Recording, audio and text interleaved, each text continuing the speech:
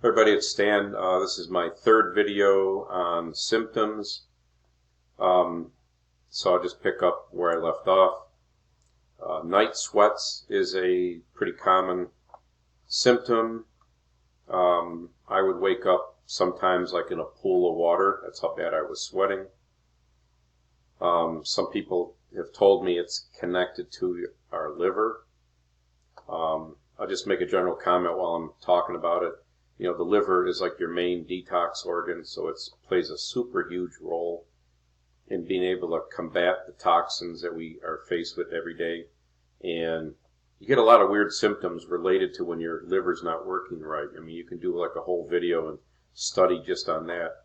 And again, like night sweats, I never thought could be from liver, but it makes sense when you're struggling to detox. And again, MTHFR ties into the liver too, as far as it working well and having your, as they say, detox pathways open.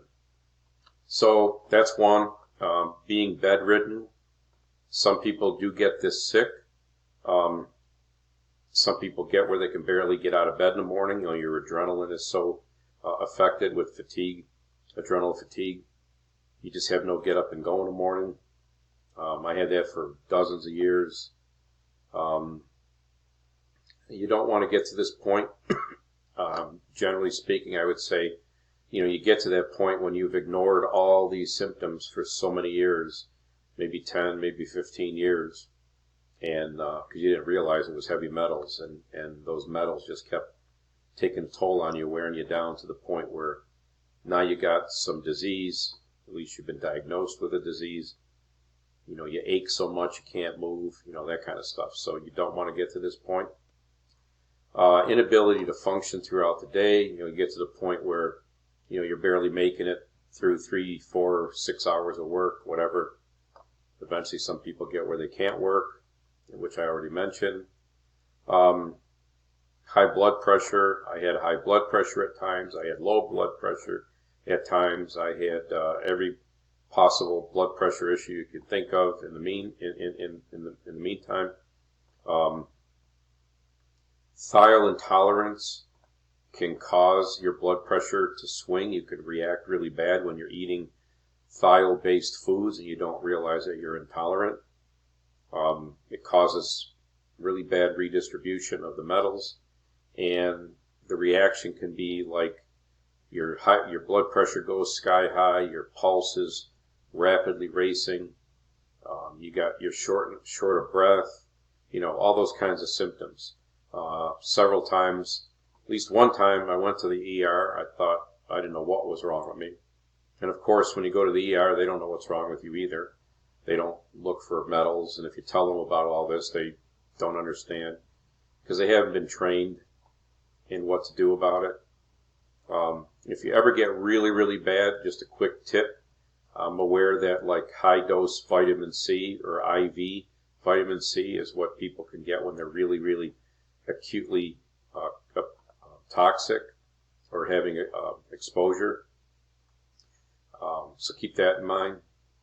I guess I wanted to mention something too about people bedridden. I forget what I was going to say. I'll come back to it. It'll come back to me. Sorry. I'm bouncing around. There's so many things I want to remember to say. So sorry about that. Histamine intolerance. I'm sure I had it. Again, I didn't delve into this too much. I didn't make this my day's life study. Some people really, really get into this. I'm an engineer. I learn to keep things very simple, basic. You know, hit the key points, look at it from a high level. Don't overlook the basics. Don't overlook root cause. But also don't get so deep into it where you just can't get out of it. You're analyzing and you've got to supplement for every little ache and pain and things like that. Again, heavy metals cause histamine issues. I'm sure I had all those symptoms, which are kind of like allergic reactions. I just never made a big issue about it. But some people could probably give you a seminar on it, you know. So if you want to look into deeper, you know, you can do that. Again, similar here with bacteria issues, parasites. Heavy metals cause a nice breeding ground for all this stuff. So when you're dealing with heavy metals, you may also be dealing with virus, bacteria, parasites. A lot of us have Epstein-Barr virus for some strange reason. So it's all tied together. And again, you got to decide, what do you go after first? How do you deal with all your issues? Excuse me, I wanted to mention fungal issues too. I should probably type that in there, because I think that's a key one now. In mold, okay, bothers a lot of people. Again, I probably had all these. I do have fungal issues, but I didn't make a study of it. I just focused on a couple main things: removing my amalgams, removing as much exposure as I knew I was doing, and addressing MTHFR, which built up my natural detox. And then I started a detox, and then once you start detoxing, everything else starts kind of happening from there. At least for me it did. It might not work exactly for you, but you have to start somewhere. Another symptom is the inability to sweat, or you sweat less than normal people. You overheat easy. You can't stand being out in the heat. You can't tolerate the heat. You also can't tolerate the cold. You get very cold easy. Like in the wintertime, you're freezing all the time. So it's a combination of your body. Your body can't regulate its temperature properly. That can go back to your thyroid. Again, I never tested to have a bad thyroid or have bad thyroid markers and all that kind of stuff. Other people do. I know a good friend who was very mercury toxic, who was on thyroid pills for 40 years. I told her, don't be surprised if you don't need those pills anymore when you get done. And she was like, I don't believe you, and blah, blah, blah. Well, she got her amalgams out. She went through a very rough dump phase like I did. And then it didn't take very much long after like a month or two of no amalgams. And she was like, I believe, literally off her thyroid pills. And her doctor was stunned. Doctor was amazed. She was amazed. She couldn't believe it. So that's kind of how this goes. I mean, as much as we all know that we're toxic and we know it's from mercury and we know it's from amalgams, you still don't really believe it. It's a very, very hard mental thing to go through.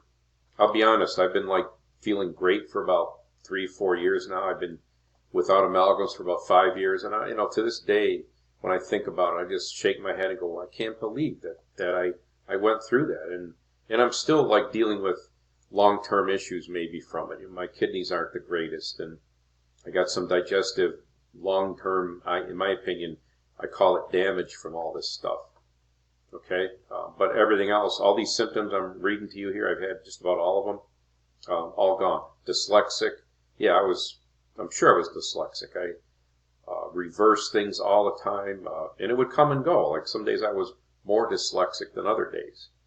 I would reverse words. I couldn't say kitchen or chicken properly in a sentence to save my life. Noon and midnight I couldn't say properly to save my life.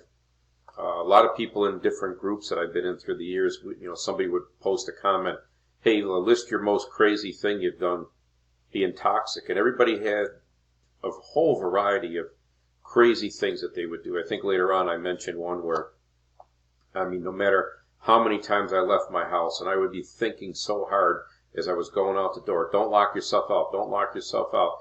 Make sure you got the keys. And I would be looking at my keys, and I'd be looking at the door, and I would be focused on it. And guess what? I'd walk out, and I'd be locked out of the house. That's what mercury does to your brain. And that's just an example. There's so many others. Asthma tendencies. Look at all the people that have asthma, and I'm sorry. I say look at heavy metals and see if there's a root cause. Sleep disorders, all kinds of sleep disorders, anything related to sleep disorders, I would say could be heavy metals. Insomnia, again, it's related to the time of night and when your liver's doing all its things. Your liver does a lot of work at night. Sleep apnea, I had severe, 92 times an hour I stopped breathing. So, again, these are all connected, all these sleep issues. I had no clue I had, sleep apnea. Guys at work were all getting tested. They all had it. I thought, okay, well, I guess I'll go and see what's up. And then they tell me I got this severe case. My son had sleep apnea too. He had a mild case. Okay. He also has, I believe, at least one amalgam in his mouth. So I hope, I pray someday he removes it. He's not using the CPAP machine right now. He does a lot of exercise. which I think is fantastic. The more you exercise, the more you sweat. I believe if you sweat routinely or regularly, you may keep the toxic buildup in your body down. And again, you see a lot of people that sometimes mercury makes you very high-strung and agitated. And people do a lot of exercise because of that. Well, indirectly, they're probably helping themselves because they're sweating and they're getting the toxic levels down. And unbeknownst to them, they're probably helping themselves from getting really, really sick. That's just my thought and theory. That's what I encountered. So keep that in mind. Exercise is a great part of detox. Okay, I walked a lot when I was detoxing. I tried to sweat as much as I could. Continuing on with the symptoms, I'm up to almost 11 minutes. Okay, I got 15 minutes. Cataracts. I already had one cataract fixed. I had no choice. I was going very quickly. I couldn't see. Since then, my other cataract has been pretty good, but I've also been on the road to detoxing, so maybe that's what's holding it in check. A lot of people will say cataracts are nothing more than toxic buildup. Okay, the medical system will have you all getting the implants and all that kind of stuff because that's the only solution they have. If you get to the point where you can't see, I think you can still reverse it. I've seen people do that, but it takes longer and it's harder to reverse once you're at that point than if you had been detoxing your whole life. If you notice your eyes are changing quickly, you need glasses prescription changes. You need bifocals, all that. To me, that's all toxic related. I even think generally the whole need for glasses is toxicity related. Your eyelids twitching, toxicity, okay, comes and goes. They might twitch for instantaneously and stop, a couple minutes and stop, a couple hours and stop, most of the day drive you crazy and stop, whatever. There's no set rule, but twitching is definitely related.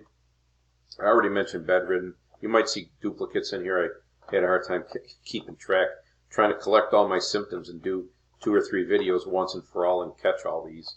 So I'm trying my best to give you as many as I can get to you. Losing time at work. Again, I call it a symptom because you don't connect the fact that you're losing time because it's related to toxicity and you think it's other things. Okay, so you shouldn't be losing time at work. You shouldn't be losing time from life. People check out from life because they just don't want to do anything anymore. Mercury makes you not want to do anything anymore, and I'll get to that a little bit more down the line. You don't smell. Your eyes are dry. You have floaters in your eye. It's all mercury symptoms. It's all toxicity symptoms. Very specifically, lower left back pain, which is your kidneys. I had left back pain for years. I had no idea it was kidney pain. It got better as I detoxed, and my kidneys got bad around to stage 3, almost stage 4 failure while I was detoxing. So I related it all to that. I had like symptoms and root causes and whatnot. Again, I could be wrong, but that was my theory on it. Lower left back pain, kidneys, keep that in mind, all right? Neck pain that radiates to your head, weird cracking of your neck. It's a very specific mercury type symptom, this weird neck cracking thing, okay? If you go to a neurologist, they will tell you have neuropathy, blah, blah, blah, this, that, and the other thing. Okay, and then if you don't get to the root cause, you're just going to take things to mask that, and you might not get better. This is, to me, bad when it's happening because I believe it's your mercury kind of passing through your neck area and maybe getting into your brain. That's my basic understanding. Other people are going to debate me on it. That's fine. In any way you look at it, it's bad news. Knee pain. I reversed tons of knee pain with detoxing. I limped and could hardly walk for 6 months when I twisted my knee, and everybody said, you got to get your knees fixed, because everybody does when they're my age. Well, 5 years later, haven't had my knees fixed. I play the drums. I can walk well. I can walk fast. I don't run. I got out of that. I think generally knee and hip pain is all related to toxicity. Think about it.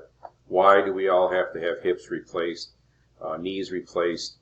Lead will settle in the bones, and I'll just leave it right there. You can connect the dots from there. Okay, I'm going to have to stop here and pick up because I'm running out of time. And great talking to you. Like and comment and spread the word.